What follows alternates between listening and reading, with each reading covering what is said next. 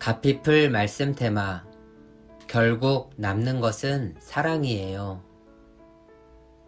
우리는 사역을 처음 시작할 때부터 많은 계획을 세우지 않았어요.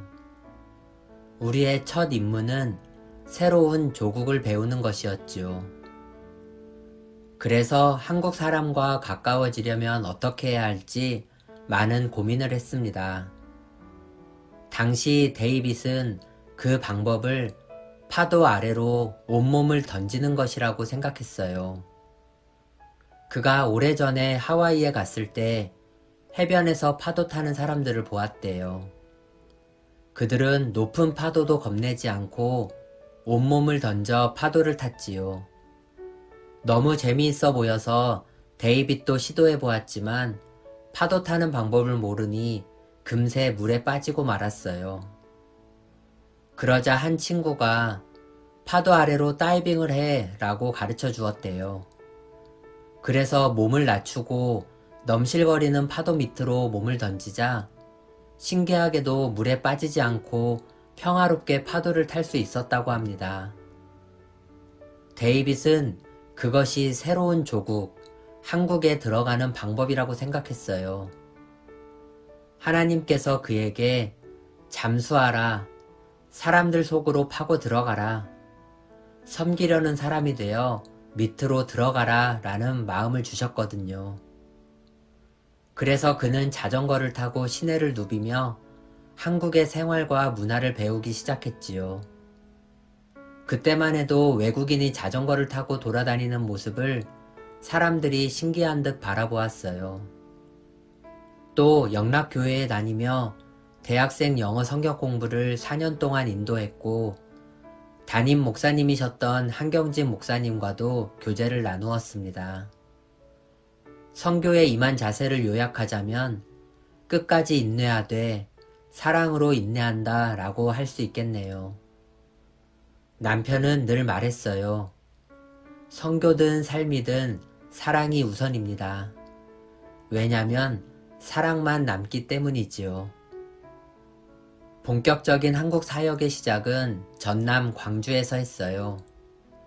저희를 파송했던 남장로교 선교회가 주로 호남 지역에서 사역을 했기 때문이에요.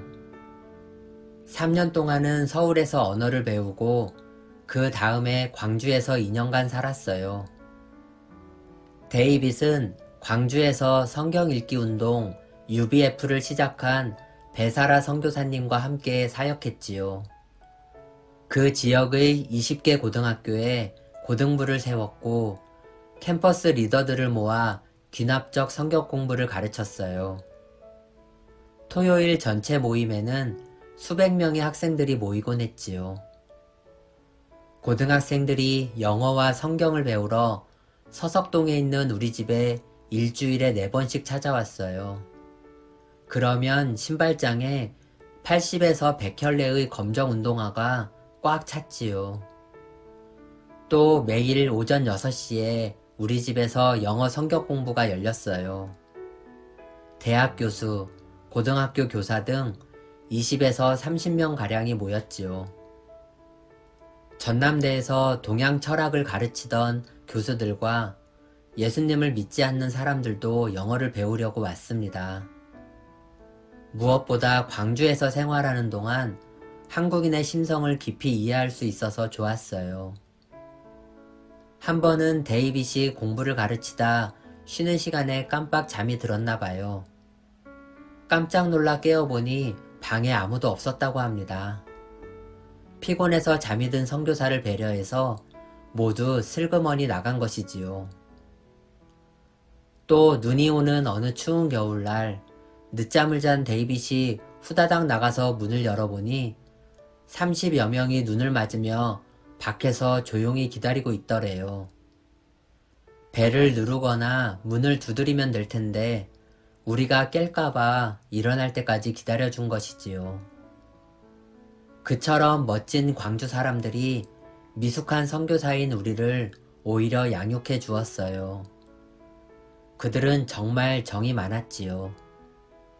무엇보다 우리를 한국 사람이라고 칭하며 대환영을 해주어서 너무 감사했답니다. 우리를 한국 사람처럼 편안하게 생각하는 것 같았어요. 서울에서 살 때 사람들이 데이빗에게 고향이 어디냐고 물으면 그는 전라도 광주라고 했고, 성이 왜 오씨냐고 물으면 지체하지 않고 무등산 오씨라고 답했어요. 농담 같은 그의 대답에는 진심이 담겨 있었지요. 우리가 서울에서만 살았으면 진짜 한국을 몰랐을 거예요. 처음에는 서울에서 대학생 사역을 할 생각이었기 때문에 서울을 떠날 마음이 없었습니다. 그런데 순종하는 마음으로 전라남도에 갔고 그곳 사람들과 사랑에 빠졌어요. 그래서 첫 안식년으로 광주를 떠날 때 발길이 쉽게 떨어지지 않더라고요. 마음이 정말 어려웠어요. 2년밖에 살지 않았는데 말이지요.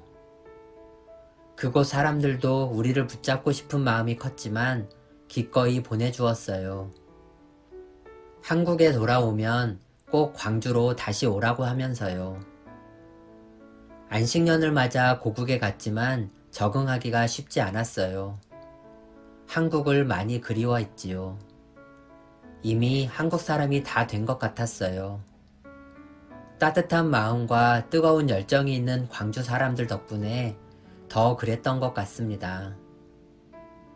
그런 의미에서 보면 파도 밑으로 들어간다는 것도 보냄받은 곳에서 자신에게 맡겨진 사람들을 사랑한다는 뜻이겠지요.